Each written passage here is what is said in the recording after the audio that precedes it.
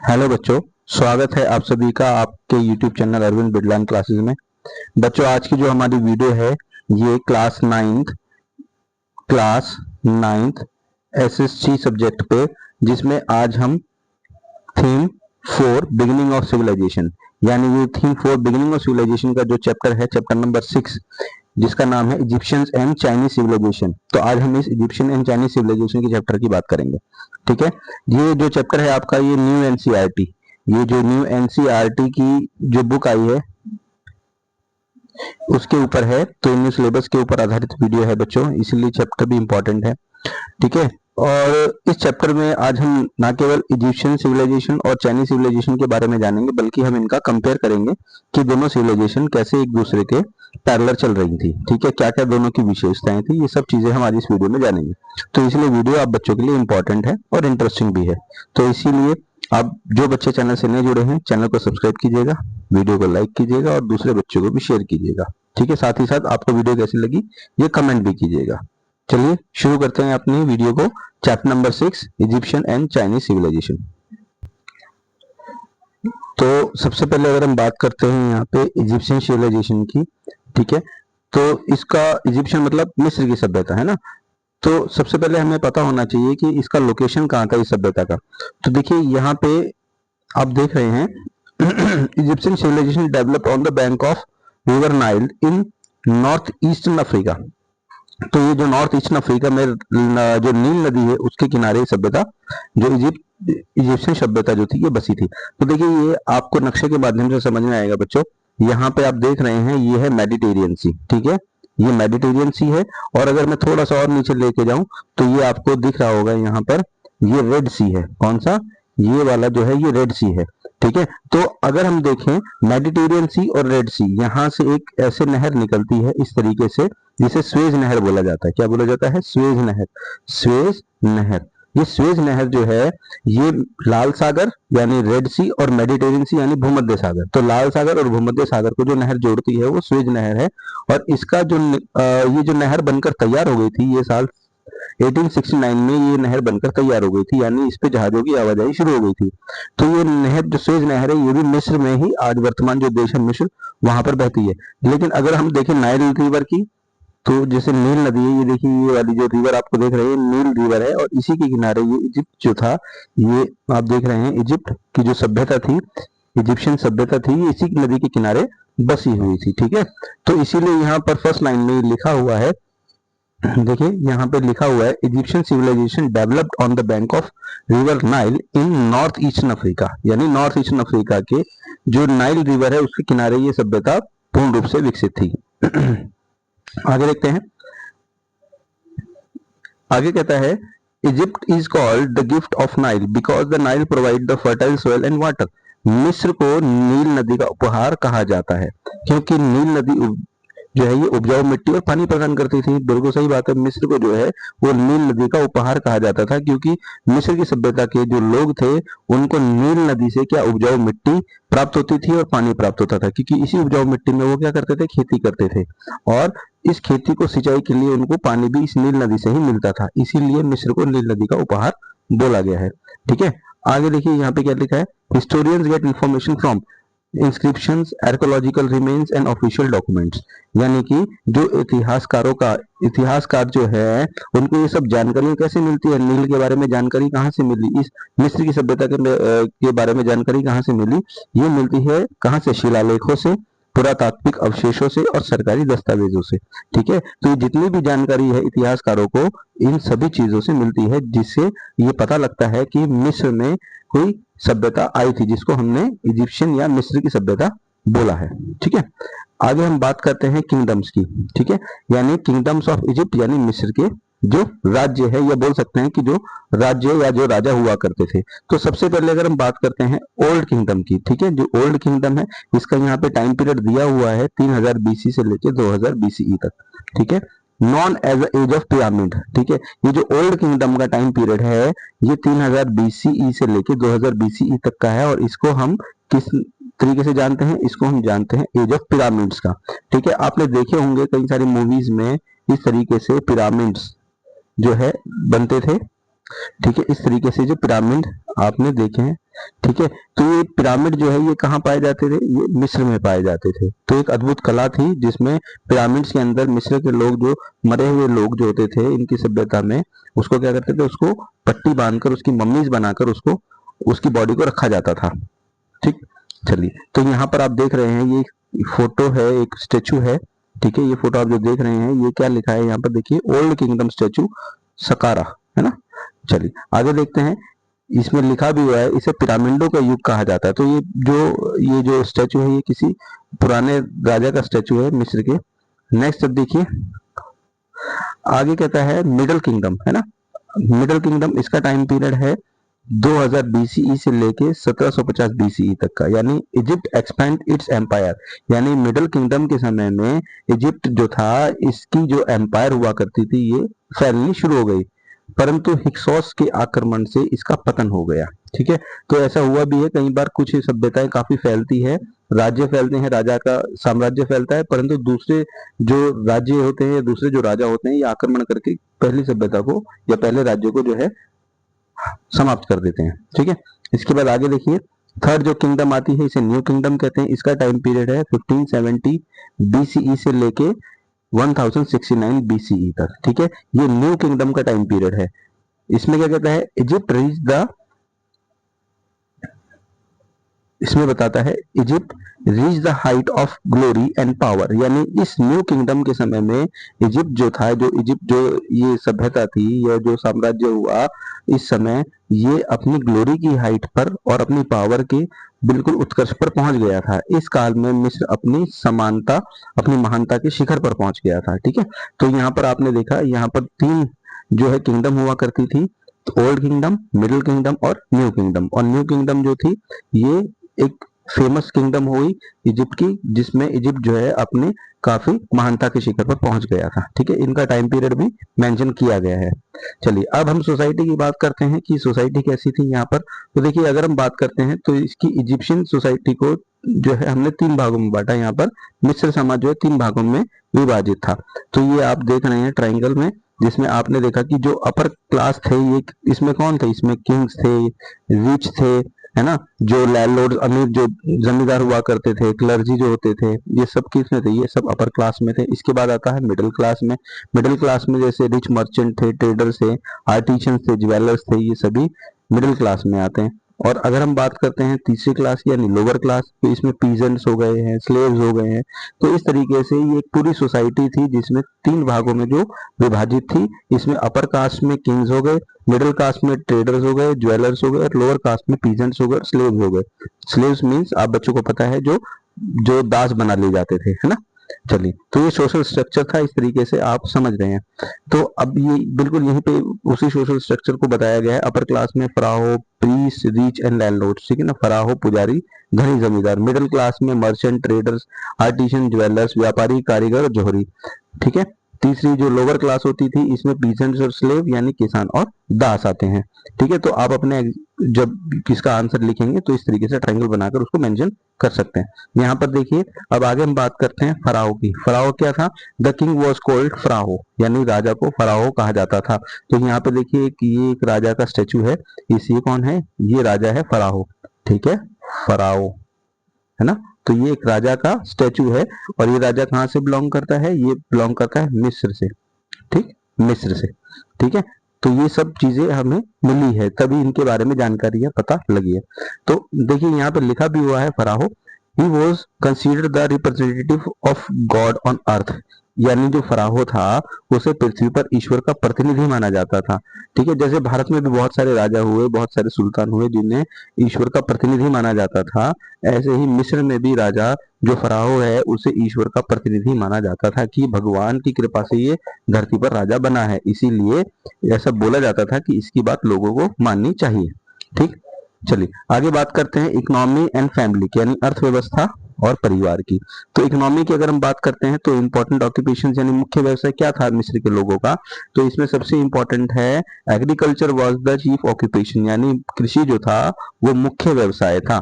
मिस्र में लोग खेती बाड़ी करते थे। इसके साथ साथ कुछ अदर ऑक्यूपेशन थे जैसे वीपन्स मेकिंग, हथियार बनाना, पॉटरी मतलब मिट्टी के बर्तन बनाना, ज्वेलरी मतलब आभूषण बनाना, और परफ्यूम मेकिंग मतलब परफ्यूम जो सुगंधित खुशबू वाले चीजें बनाना। ठीक है, तो ये व्यापार आप देख रहे हैं, यहाँ पे एक फोटो है, इसमें आप देख रहे हैं कि किस तरीके से मिस्र के लोग जो है ये आपस में व्यापार कर रहे हैं। व्यापार ना केवल मिस्र के अंदर करते थे बल्कि इनका व्यापार देश के बाहर भी जाता था। ठीक है, तो यहाँ देखिए लिखा भी हुआ है internal and foreign trade were important, यानी आंतरिक और विदेशी व्यापार महत्वपूर्ण थे। तो विदेशों में भी इनका व्यापार चलता था। ठीक है, अब मिस्र में अगर हम बात करते हैं टाउन प्लानिंग की, तो टाउन प्लानिंग जो थी ये भी एक बहुत मुख्य विशेषता थी मिस्र की सिविलाइजेशन में।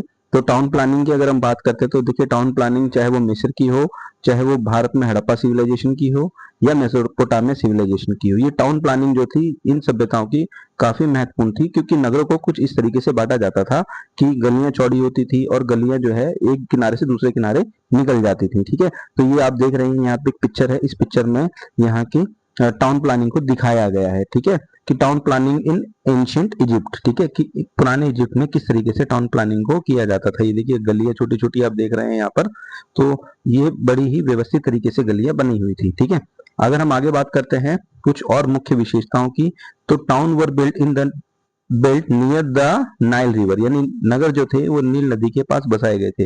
मैंने अभी आपको बताया कि नील नदी को मिस्र को जो है वो नील नदी का उपहार कहा जाता है, क्योंकि जो मिस्र की सभ्यता थी वो नाइल रिवर यानी नील नदी के पास बसी थी, और मिस्र के जितने भी नगर थे ज्यादातर बड़े बड़े जो नगर थे वो इसी नील नदी के पास बसाए गए थे, क्योंकि इसी नील रिवर से लोगों को मिट्टी भी मिलती थी उपजाऊ, जिससे वो खेती करते थे, और साथ ही साथ यहाँ से सिंचाई के लिए उनको पानी भी मिलता था। ठीक है, आगे देखिए street across each other at the right angle, यानी सड़कें जो थी ये समकोण पर एक दूसरे को काटती थी, है ना। जैसे भी मैंने बताया ये सड़कें हैं इस तरीके से एक दूसरे को समकोण काटती थी, यहाँ से समकोण यहाँ से समकोण, यानी राइट एंगल एक दूसरे को काटती थी। ठीक है, आगे देखिए, आगे कहता है houses were built along street with the boundary walls, यानी घर जो थे सड़कों के किनारे बनाए जाते थे। ठीक है, तो ये विशेषता है टाउन प्लानिंग की। आगे हम बात करते हैं इनके रिक्रिएशंस की, यानी मनोरंजन की।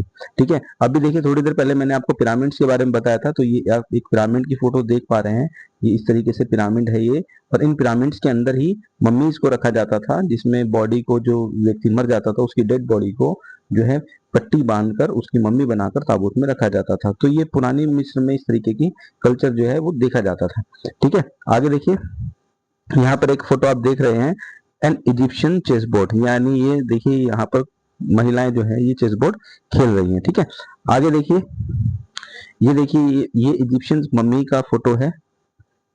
ठीक है, ये क्या है, इजिप्शियन मम्मी का फोटो है, इन्हीं को ही पिरामिड्स में पट्टी बांधकर मृतक की बॉडी को रखा जाता था। ठीक है, आगे क्या कहता है, Egyptians play chess and musical instruments, यानी मिस्रवासी शतरंज और संगीत वाद्य बजाते थे। तो ये इनके मनोरंजन के साधन थे, शतरंज खेलते थे और संगीत को आनंद लेते थे। ठीक है, hunting and fishing were popular, शिकार और मछली पकड़ना भी मिस्र के लोगों का जो था वो एक महत्वपूर्ण मनोरंजन का साधन था। ठीक, आगे देखते हैं, आगे इनके धर्म की बात करते हैं, अगर हम रिलीजन की बात करते हैं तो इनकी मुख्य मान्यताएं क्या थी। तो यहाँ देखिए ये आपको एक पिक नजर आ रही है, इसमें लिखा हुआ टेम्पल ऑफ अबू सिंबल, है ना। तो ये अबू सिंबल को इनके देवता थे, उनका ये टेम्पल है।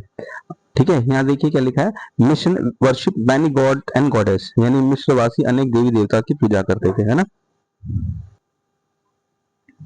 तो यहाँ पे कुछ इंपॉर्टेंट गॉड्स हैं, जैसे रा सन गॉड हो गया, ऑसिरिस गॉड ऑफ आफ्टर लाइफ हो गया, होरस इरिसी एंड अनविस, ये जितने भी हैं ये सब मिस्र में पूजे जाने वाले देवी देवता हैं। ठीक है, चलिए आगे देखते हैं, मम्मीफिकेशन यानी मम्मीकरण क्या है। Egyptians believe in the life after the death, यानी मिस्रवासी मृत्यु के बाद जीवन में विश्वास रखते थे। ऐसा लगता था मिस्रवासियों को कि मृत्यु के बाद जो होता है वो जीवन होता है। ठीक है, तो आगे देखिए क्या कह रहा है, dead bodies were preserve as mummy, यानी शवों को सुरक्षित रखकर मम्मी बनाया जाता था, है ना। शव के ऊपर पट्टियां बांधी जाती थी, लेप लगाया जाता था ताकि उसे सुरक्षित रख के जो है उसे रखा जा सके, क्योंकि ऐसा उनको लगता था कि मृत्यु के बाद भी जीवन है। ठीक, आगे देखिए कॉन्ट्रीब्यूशंस ऑफ इजिप्शियंस, यानी मिस्र वासियों का क्या योगदान था। तो सबसे पहला योगदान इनका पिरामिड्स का था, जो 7 वंडर्स में काउंट होते हैं पिरामिड्स। ठीक है, टॉम्स ऑफ फराहो, यानी फराहो के मकबरे, जो फराहो जो थे यहाँ के राजा हुआ करते थे। मैं इसमें आपने वीडियो में देखा कि एक स्टेचू जो है फराहो का है, तो फराहो जो थे ये राजा हुआ करते थे, इनका टॉम्स जो है मकबरा बनाया गया है। आगे the great pyramid of Giza is one of the 7 wonders, है ना, गीजा का महान पिरामिड विश्व के 7 आश्चर्यों में से एक है। तो जो पिरामिड है ये 7 वंडर्स में से एक है, यानी जितने भी 7 जो वर्ल्ड के 7 वंडर्स है उनमें से एक मिस्र के पिरामिड भी है। ठीक है, आगे देखिए statue of the lion body and human body, शरीर, शेर के शरीर और मानव के सिर वाली मूर्ति। ठीक है, आगे देखिए ये सब मिस्र में पुरातात्विदों ने खोज निकाली है ना। अगर हम इजिप्शियन स्क्रिप्ट्स की बात करते हैं तो इसमें देखिए हेरोग्राफिक, ये क्या है, हाइलोग्राफिक जो है ये एक लिपि हुआ करती थी। ये लिपि किसकी थी? ये मिस्र की लिपि थी। ठीक है, इसकी लिपि को बोला गया है हाइलोग्राफिक। आगे दे रॉट ऑन द पेपर्स, ये पेपर्स पे लिखते थे, एक तरीके का पेपर होता था। आगे है mathematics, science and the medicines, गणित, विज्ञान और चिकित्सा। ये इसमें मिस्र के लोगों का बहुत महत्वपूर्ण योगदान था। ठीक है, Egyptians knew addition and subtraction, multiplication and division, मिस्रवासी गो, जोड़, घटा, गुणा, भाग सब जानते थे। ठीक, they develop knowledge of medicine and blood circulation, उन्होंने चिकित्सा और रक्त संचार का ज्ञान विकसित किया।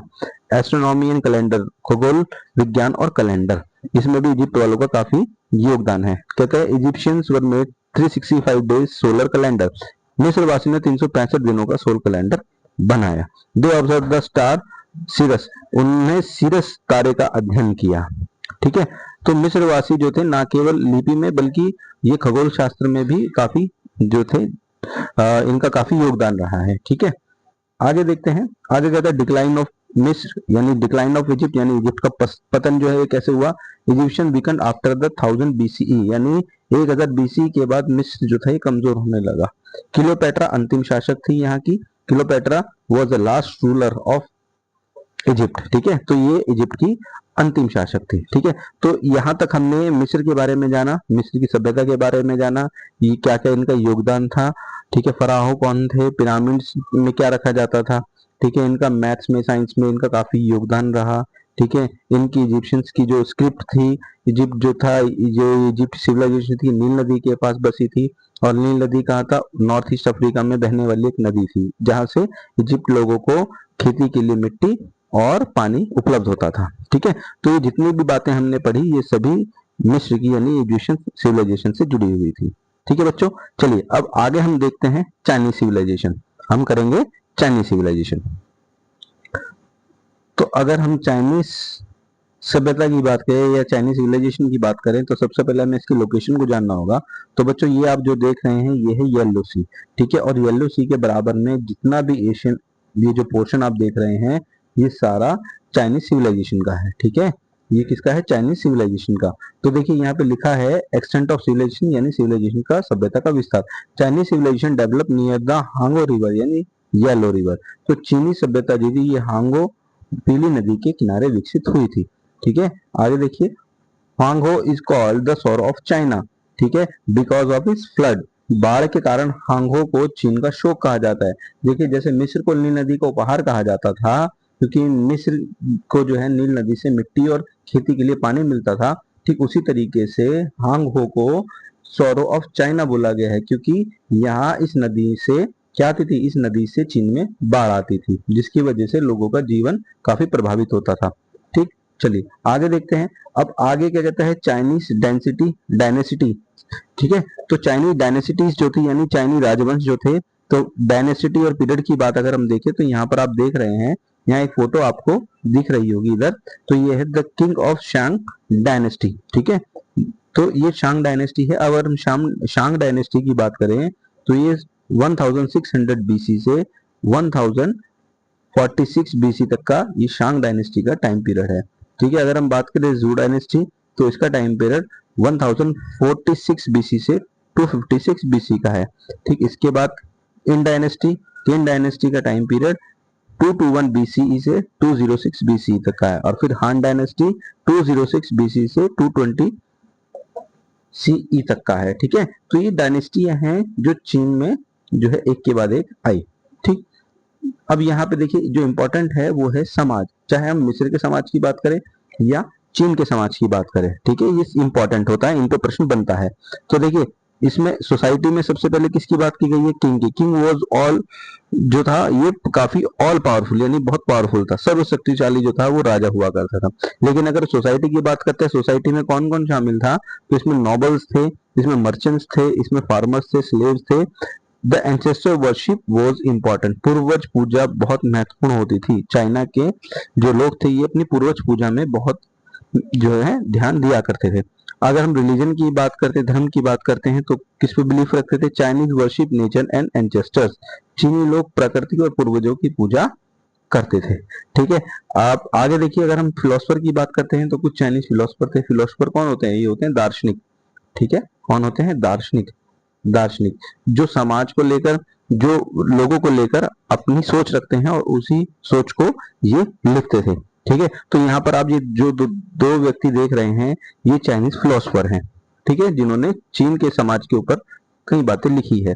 ठीक है, तो यहाँ देखिए, टोइज्म फाउंडेड बाय लाओ जे, कन्फ्यूशियन फाउंडेड बाय कन्फ्यूशियस। तो ये जितने भी हैं ये फिलोसफर्स हैं और ये इन्होंने अपनी विचारधारा को लिखा है। नेक्स्ट देखिए, इकोनॉमी यानी अर्थव्यवस्था कैसी थी? The agriculture was the main occupation, China में जो कृषि था ये मुख्य व्यवसाय था। लेकिन चाइना में जो मुख्य रूप से कौन कौन सी फसल उगाई जाती थी?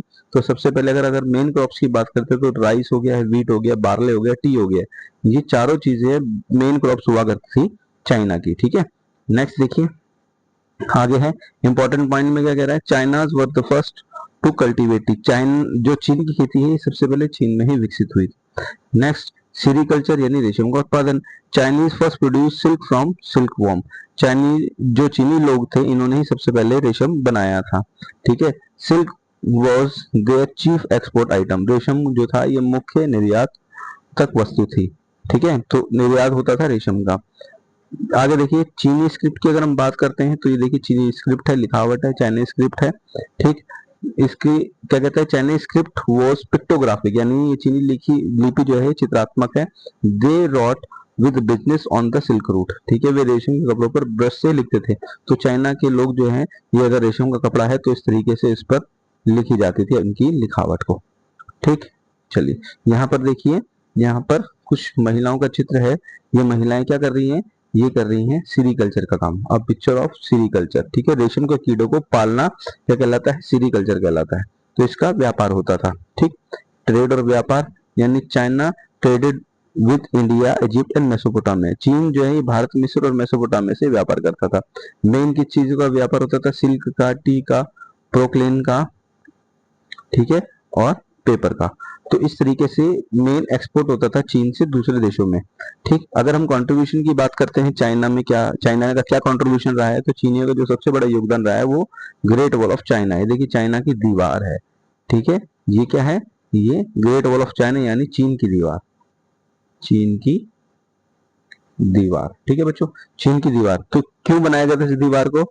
देखिए लिखा हुआ the great wall of China, the great wall of China, the longest wall in the world, विश्व की सबसे लंबी दीवार है चीन में ये। आगे कहता है build for protection from enemies, यानी शत्रुओं से रक्षा करने के लिए बनाई गई है। ठीक, आगे देखिए क्या कहता है, इंपॉर्टेंट चाइनीज इन्वेंशन, क्या क्या चाइना ने इन्वेंशन किया? जैसे पेपर का इन्वेंशन किया, कंपास का किया, गन पाउडर का, काइट का, अम्ब्रेला का, सीज्मोग्राफ का और एस्ट्रोनॉमिकल क्लॉक का। ठीक है, इन सभी का चाइना ने जो है यूज और इस्तेमाल किया। ठीक है, आगे देखिए, आगे कहता है विज्ञान और तकनीकी में प्रगति। ठीक है, क्या क्या प्रगति हुई विज्ञान और तकनीकी में? तो देखिए यहाँ पे क्या लिखा है, चाइनीज मैनर्स कंपास यानी एस्ट्रोनॉमिकल लॉक। तो Chinese develop the astronomy, medicine and mathematician, चीनियों ने खगोल, चिकित्सा और गणित में प्रगति की। आगे क्या कहता है, they invented and seismograph to record the earthquake, इन्होंने भूकंप को मापने के लिए सिस्मोग्राफ बनाया।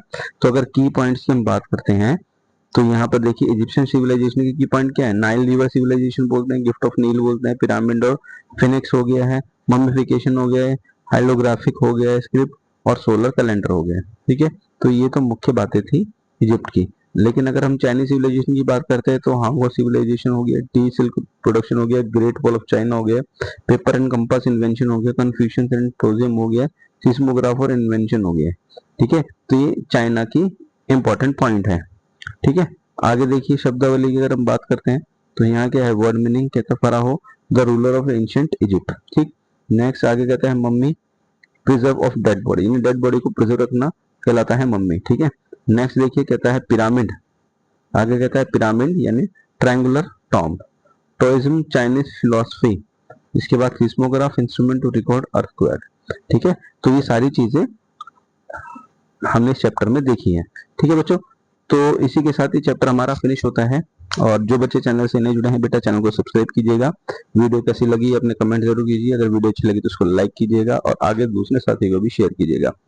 ठीक है, तो इसी के साथ मैं आप लोगों से इजाजत चाहूंगा, मिलेंगे फिर हम अपनी नेक्स्ट वीडियो में। अपना ध्यान रखिएगा, सभी बच्चे अच्छे से पढ़ाई कीजिएगा। Thank you very much.